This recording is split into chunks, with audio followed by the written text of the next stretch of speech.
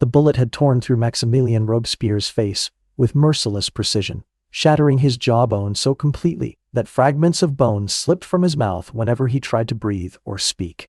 Blood poured across his powdered blue coat, soaking the fabric that had once symbolized his authority. For 14 hours he lingered in this limbo, half alive, half dead, silenced by the same violence he had unleashed on thousands of others. To understand the magnitude of this moment, we must step backward into the world Robespierre had built.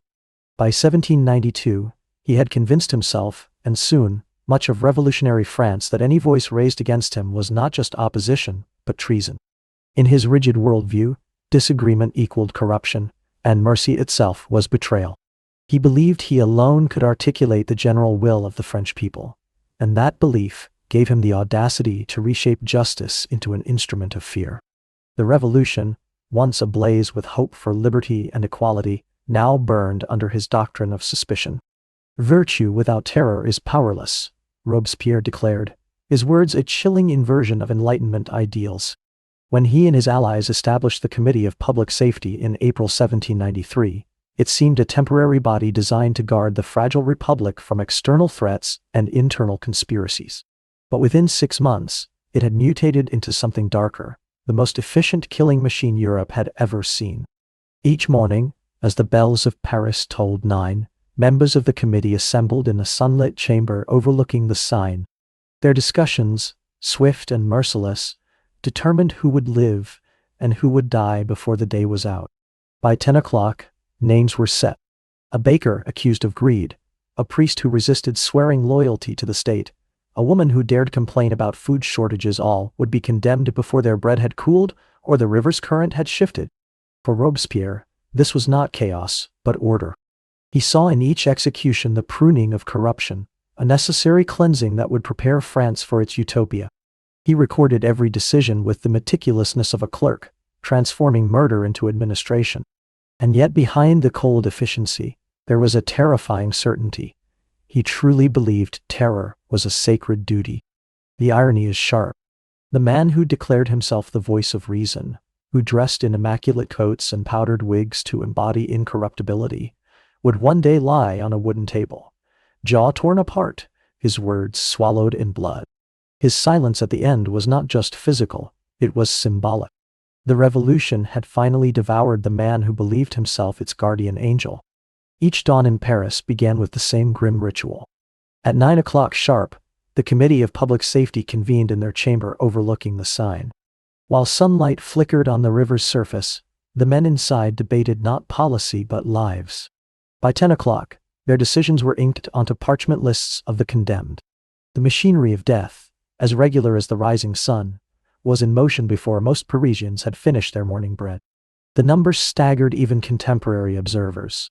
Between September 1793 and July 1794, the Revolutionary Tribunal sentenced 2,639 people to death in Paris alone.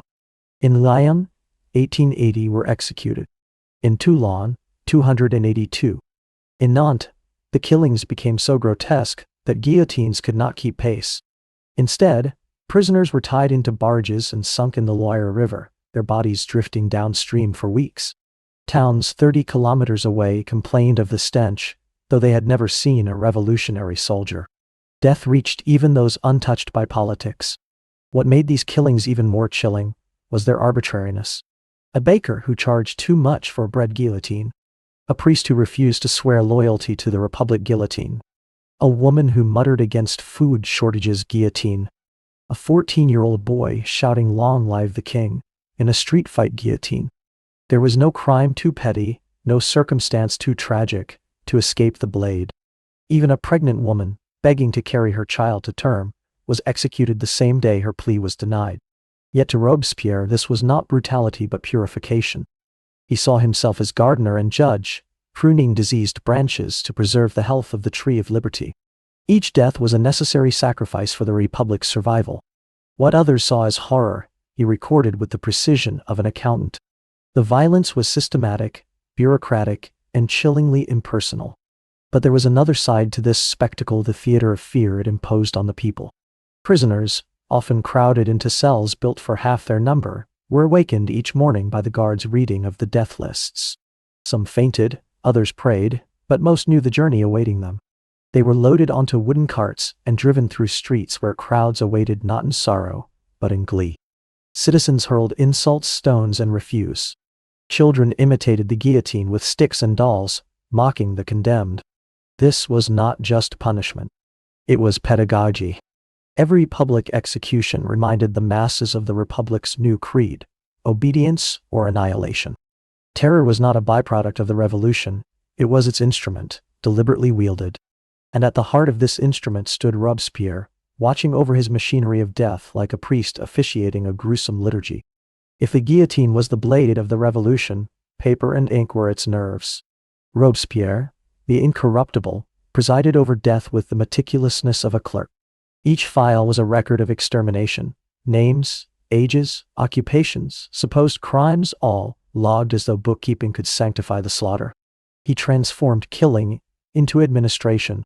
His journals read like ledgers, where a boy's defiance or a priest's loyalty to God carried the same weight as a soldier's treason. In his eyes, every life taken was a transaction in the account of virtue. Yet the revolution did not end at his desk. Outside, the terror became theater. Each morning, after the names were read aloud to the trembling prisoners, wooden carts rolled out of the conciergeries' iron gates. Their wheels creaked against cobblestones polished by blood. The journey to the scaffold lasted 45 minutes, long enough for the condemned to feel the weight of the crowd's hatred. The streets of Paris became a stage. Citizens pressed shoulder to shoulder, not in mourning, but in celebration. They hurled insults, spoiled food, even human waste at the carts. Children darted between adults, laughing and pointing at the prisoners, imitating executioners with toy blades. For them, death was a spectacle as common as a festival procession. Women knitted calmly as the carts rolled by, their needles clicking in rhythm with the condemned steps, a macabre soundtrack to the Republic's justice. At the Place de la Revolution, executioner Charles-Henri Sanson performed his work with clinical precision. Each victim was positioned beneath the blade with practiced speed. The crowd often counted down aloud, a grotesque ritual, 10, 9, 8 until the blade fell. The severed head thudded into a wicker basket, the body cast into a pit where quicklime devoured it within hours. No pause, no prayer, only efficiency. The next prisoner was already waiting. This routine became so embedded in the fabric of Parisian life that vendors sold wine and bread near the scaffold. To spectators, the guillotine was not just an instrument of death, it was entertainment, a symbol of the Republic's iron hand, and for some, a reassurance that justice never slept. Robespierre himself seldom attended these executions in person. Yet he devoured the reports with fascination, underlining details, noting prisoners' final words, and reflecting on whether their composure or fear revealed the truth of their souls. In this blend of bureaucracy and theater, death was stripped of humanity, transformed into both paperwork and performance. For the people of France, terror was no longer an aberration. It was their daily theater, their civic ritual, their reminder that no one priest, mother, child, or noble was beyond the reach of Robespierre's hand. Robespierre did not merely sign death warrants, he studied them. To him, executions were not just acts of punishment, but windows into the moral fabric of France. He pored over the tribunal's reports like a theologian examining scripture, noting the words, gestures, and composure of the condemned as if they revealed eternal truths. When Marie Antoinette met her fate on October 16, 1793, Robespierre's notes were chillingly detached. The former queen, her hair shorn, her hands bound, had walked with composure to the guillotine. To the crowd, she was a figure of pity and loathing. To Robespierre, her calm was proof that she had never truly understood the suffering of the people. When his old ally Georges faced the blade in April 1794, begging the executioner not to forget to show his head to the crowd, Robespierre concluded that Danton's desperation betrayed his corruption. Where others saw courage or dignity, Robespierre saw only evidence of guilt. In this obsession lay his philosophy: virtue without terror is powerless. He believed France could be purified only through fear. Each life taken was not cruelty but sacrifice, each drop of blood a necessary baptism for the republic of virtue he envisioned. Like an alchemist, he sought to transmute suffering into purity, insisting that terror itself was justice. But by early 1794, the man who claimed to embody incorruptibility began to unravel. He slept scarcely 3 hours a night. A nervous twitch in his left eye betrayed the exhaustion etched into his pale face. In public, his once commanding speeches became shrill and erratic, punctuated by strange laughter at jokes no one else heard. He withdrew from society, appearing only at official ceremonies or behind the guarded doors of the committee. His journals revealed the dissent more starkly than his speeches. The neat, deliberate handwriting of earlier years gave way to erratic scrawls, pages blotted with ink and crossed out lines, margins filled with half-finished thoughts or meaningless repetitions. Again and again, he wrote the same phrase, "The Republic of Virtue will triumph," sometimes 50 times on a single page, as though repetition could conjure reality. He carried a loaded pistol everywhere, placing it on the table during committee meetings like an unspoken threat. Even allies began to whisper that he argued with invisible opponents, pacing his room at night, rehearsing speeches to chairs as if the ghosts of the condemned demanded answers. The incorruptible guardian of virtue was cracking. And in those cracks, his enemies saw not just weakness, but an opportunity. In June 1794, the revolution crossed a threshold from which there could be no return. Robespierre, convinced that mercy was betrayal, pressed for a new decree, the Law of 22 Prairial. Its clauses were brutal in their simplicity. Trials could last mere minutes. Lawyers were forbidden. Evidence was irrelevant. There were only 2 possible verdicts, acquittal or death. Within days, the guillotine's rhythm quickened. Executions tripled, rising from 5 per day to 15. The scaffold at the Place de la Révolution became a conveyor belt of bodies, as though Paris itself had been transformed into a slaughterhouse. For the first time, even hardened revolutionaries felt the chill of inevitability. If accusation alone meant death, then no one was safe, not even those who sat beside Robespierre at the committee's table. At first, the law seemed to consolidate his power. Terror was no longer targeted at enemies alone. It hovered over everyone, binding them to silence. But that silence carried a new weight. Deputies of the convention, men who had once applauded his speeches, now sat rigid with the unspoken realization that each of them could be next. Robespierre had created a system so absolute that it stripped even his allies of security. It was here that the paradox revealed itself. The incorruptible had forged terror as the instrument of virtue, but its blade swung indiscriminately, threatening its own wielder. Fear that had once been his weapon began to turn against him. Whispers spread in salons and taverns. Robespierre had gone too far. His insistence on purity made compromise impossible. His moral sermons insufferable. Colleagues who had survived years of revolution now measured their days by how long before their names appeared on his list. In the shadow departments of Paris, deputies like Joseph Fuchs, Paul Barras, and Jean Lambert Tallien gathered in secret. They called their meetings the necessary action. Their dilemma was stark. If they hesitated, Robespierre's machinery would consume them. If they acted, they risked their own heads should they fail. The revolution had become a serpent devouring itself, and the only chance of survival lay in striking first. The Law of 22 Prairial was intended as Robespierre's ultimate weapon. Instead, it was his undoing. By stripping away the last protections of justice, he had also stripped away his allies' sense of safety. No man can live long who makes fear his only foundation. The deputies understood this, and in their growing terror, they began to plot the end of the terror itself.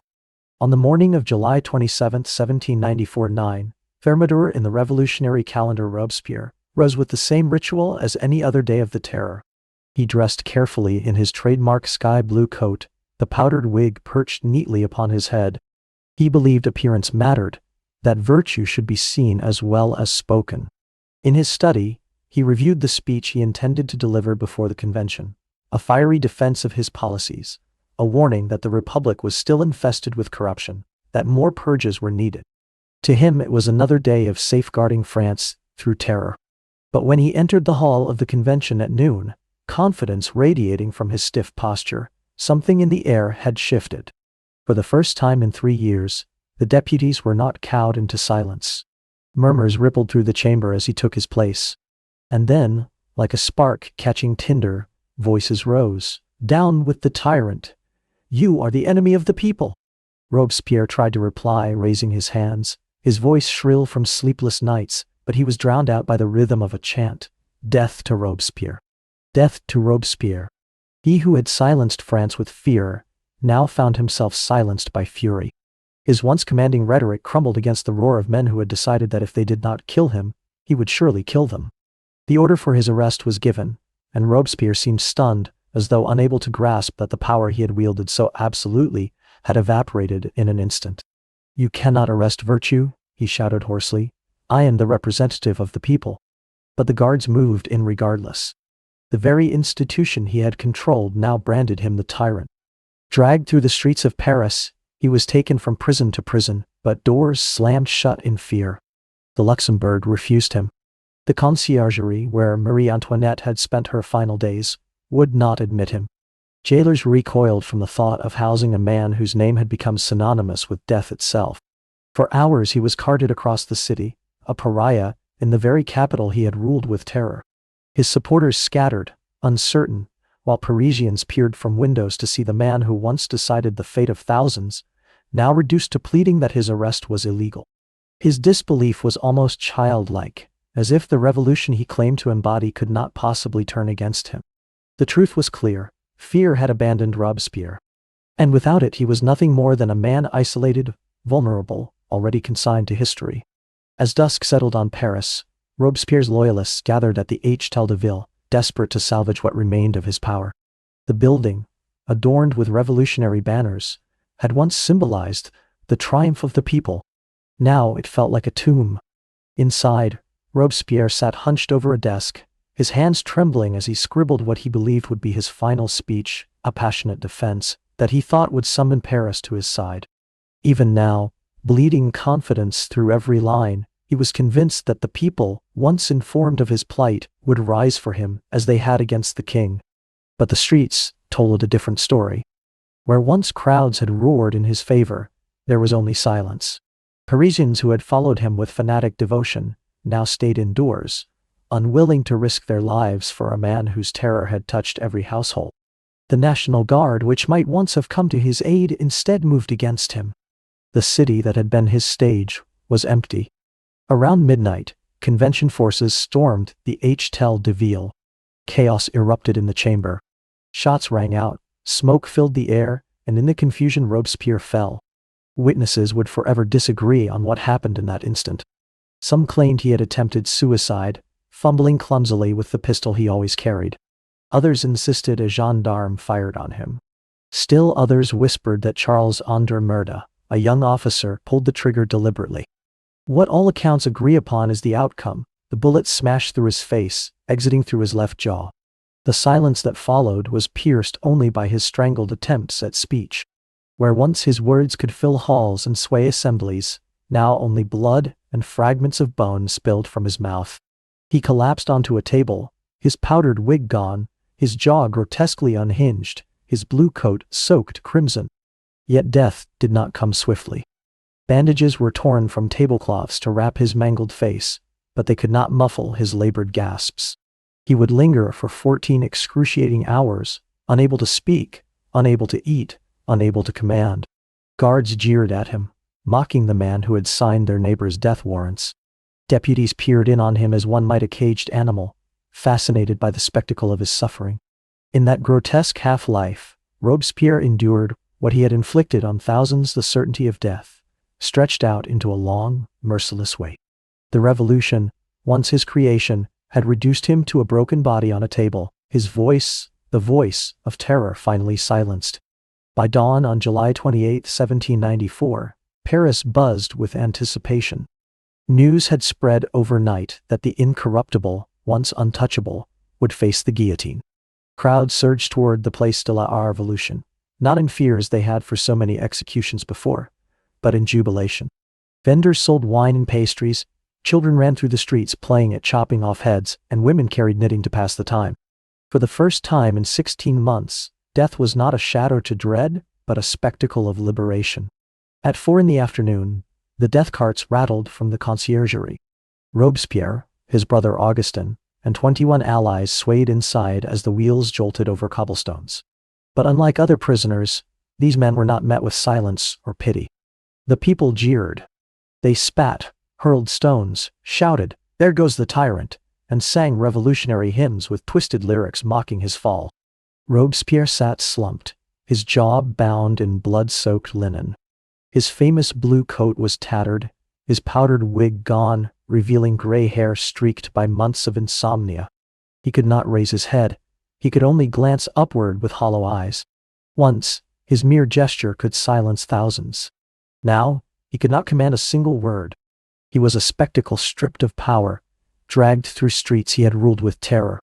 The procession took nearly 2 hours, slowed by the sheer size of the mob. An estimated 200,000 people pressed into every window, rooftop, and balcony, desperate to witness the downfall of a man who had dictated life and death with ink and speeches. At the scaffold, the roar was deafening. Sanson's assistants moved swiftly, stripping away Robespierre's bandages. In that moment, agony tore from his throat, an inhuman scream, jagged and raw, described by witnesses as the cry of all his victims condensed into one voice. For a heartbeat, silence fell, as though Paris itself froze to listen. Then someone shouted, "That is the scream of France," and the crowd erupted again, louder than before. The blade fell cleanly. His head dropped into the wicker basket, and the people cheered with a joy not seen since the fall of the monarchy. Across France, church bells rang, bonfires blazed, and cannons thundered in celebration. Prisons opened, markets revived, the guillotine stood still. The terror ended not through mercy, but because its architect had been consumed by his own creation. Robespierre left no grave, no monument, only an unmarked pit in the earth, and the echo of that scream, a final reminder that the revolution spares no master, not even the one who forged its blade.